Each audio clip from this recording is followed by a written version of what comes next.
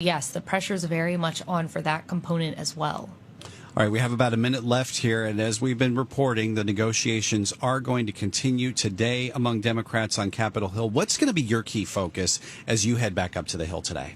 So one thing that we're really looking at this point is progressives. And I think the big question is what will make progressives, what will reassure them that if they vote for infrastructure now, that social spending package will still get done. Certainly progressives have come out and said that the only thing that's going to convince them is to actually have that social spending package pass the House and the Senate.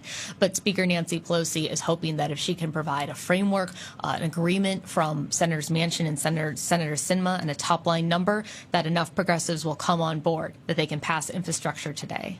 All right, we will be watching along with you. Bloomberg government reporter Emily Wilkins, thank you as always. Read more about all that's happening in Washington, D.C., along with those key negotiations on President Biden's tax and spending agenda. It's on Bloomberg.com and on the Bloomberg terminal, and you can follow all the latest as well on Bloomberg Radio in Washington, D.C., Bloomberg 99.1 and 105.7 FM HD2.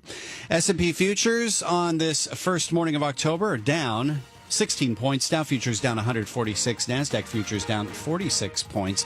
The 10-year Treasury, little change. The yield 1.48%. Much more to come on Bloomberg Surveillance with Tom Keene, Jonathan Farrow, and Lisa Abramowitz. For Karen Moscow, I'm Nathan Hager, and this is Bloomberg.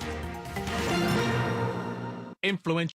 The world's financial decision makers connect on the Bloomberg terminal. The buy side and the sell side together, collaborating across markets and countries in real time, sharing ideas, negotiating trades, and forming an influential network of over 325,000 financial professionals that helps power global markets.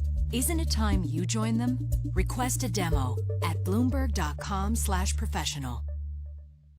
Conversations from Bloomberg Television. Here's Danny Berger. Joining us now is Nick Nielsen, head of global and European equity strategy at UBS. Nick, first off, thank you so much for joining us this morning. So the calls stacking up on Wall Street of the fragility of this equity market. Are you preparing your clients as well for more pain in the equity market coming into year end? So look, I think we are in a correction, a small correction right now. We had, if you think, we go back all the way to November last year when we had the good news on the vaccines, the Pfizer vaccines, we hadn't had a 5% pullback in the stock 600 in European equities. So I don't think we should be too shocked to see this pullback we've had over the last few weeks. And I think it's no coincidence that it's occurring when we are just between the results season. So I would argue that, whilst we are not hearing the good news from the corporates, and as